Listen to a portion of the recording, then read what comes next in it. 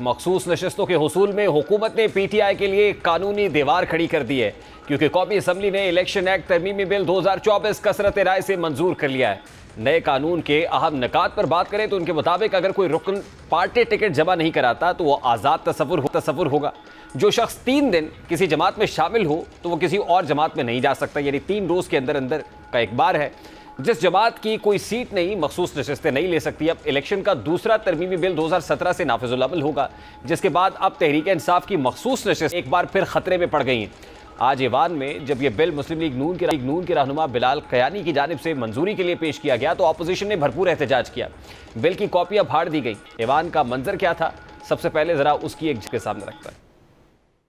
In order to take into consideration the elections second amendment bill 2024. Now I put the motion to the House. It has been moved under Rule 288 of the Rules of Procedure and Conduct of Business in the National Assembly 2007 that the requirement of sub-Rule 2 of Rule 123 of the said rules be suspended in order to take into consideration the election second amendment bill 2024. All those in favor of it may say aye. All those against it may say no. I think ayes have it and the motion is जब हुकूमत ने election act तरमीमी bill मंजूरी के लिए ऐवान में पेश किया तो सुन्नी इत्तेहाद काउंसिल के साहबजादा सिबगतुल्लाह ने भी अपनी तरमीम पेश कर दी।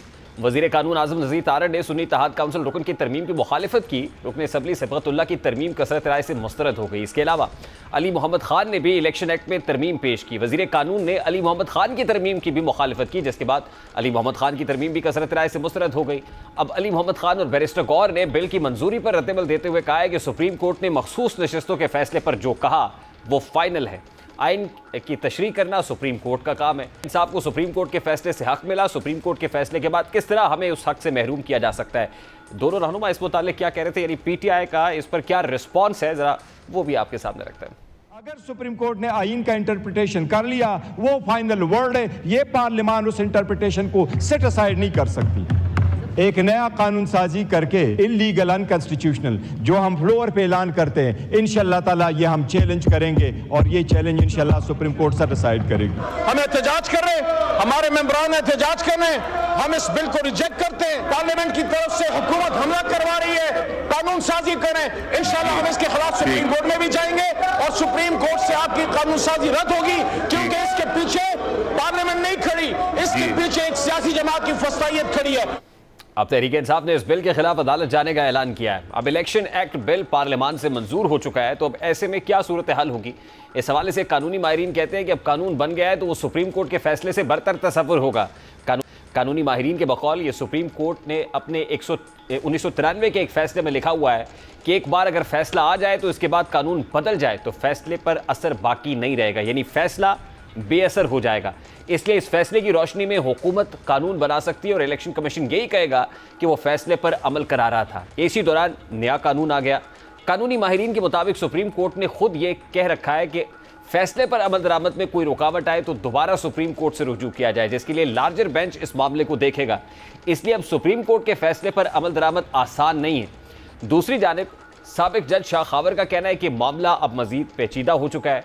आर्टिकल 189 के मुताबिक सुप्रीम कोर्ट के फैसले के बाइंडिंग जुडिशल इदारों और दीगर हुकूमती इदारों पर यह बाइंडिंग तो है, लेकिन इसमें पार्लियामान का जिक्र नहीं है। पार्लियामान अब जो ये कानून बना रही है तो इलेक्शन कमीशन के लिए भी पेचीदा होगा कि मखसूस नशस्तों के मामले पर सुप्रीम कोर्ट के फैसले पर अमल करे या नए तरमीमी कानून के मुताबिक फैसला करे। मुमकिन तौर पर मामला सुप्रीम कोर्ट की तरफ वापस जाएगा ताकि फुल कोर्ट इस मामले पर नजरसानी दरखास्त को भी मुकर्रर करे और नया एक्ट भी चैलेंज हो तो सुप्रीम कोर्ट तशरीह कर सकता है।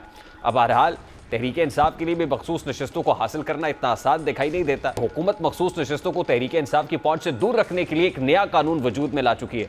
अब सुप्रीम कोर्ट इस कानून पर क्या फैसला देती है ये तो आने वाला वक्त बताएगा, लेकिन सुप्रीम कोर्ट के जजेस बार बार वाजे कर चुके हैं कि पार्लियामान सुप्रीम है।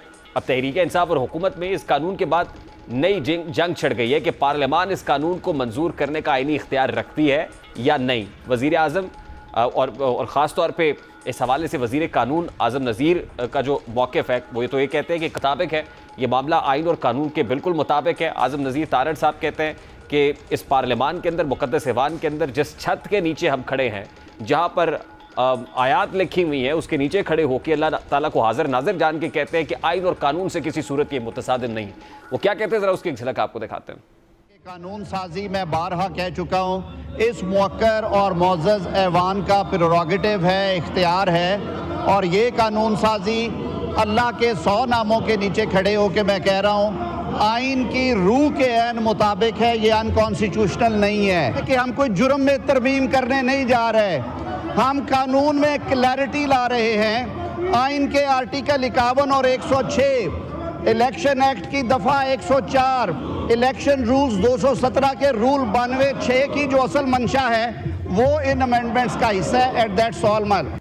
अब हुकूमत का ये दावा है कि कानून में कोई अबहाम नहीं है, ये आइन के मुताबिक है, लेकिन जाहिर है तहरीक इंसाफ का ये दावा है कि ये कानून उन्हें मखसूस नशस्तों से दूर रखने के लिए बनाया गया है। जबकि पीपल्स पार्टी की शाजिया मरी भी आज ऐवान में तहरीक इंसाफ के अरकान पर खूब गर्जी बरसी और उन्होंने कहा कि अदालत का काम कानून बनाना नहीं बल्कि पार्लियामान का काम कानून बनाना है। यानी पीपल्स पार्टी भी इस पर अपनी राय दे रही है। करने के हवाले से ये तासुर देना कि ये अदालती ऑर्डर का कोई कॉन्फ्रंटेशन है, it is absolutely wrong. No court has the right to make laws, it is only the parliament's prerogative to make laws. No court can write a new law for us. आपका रोना धोना बंद हो, इस पाकिस्तान के मसाइल पर बात हो।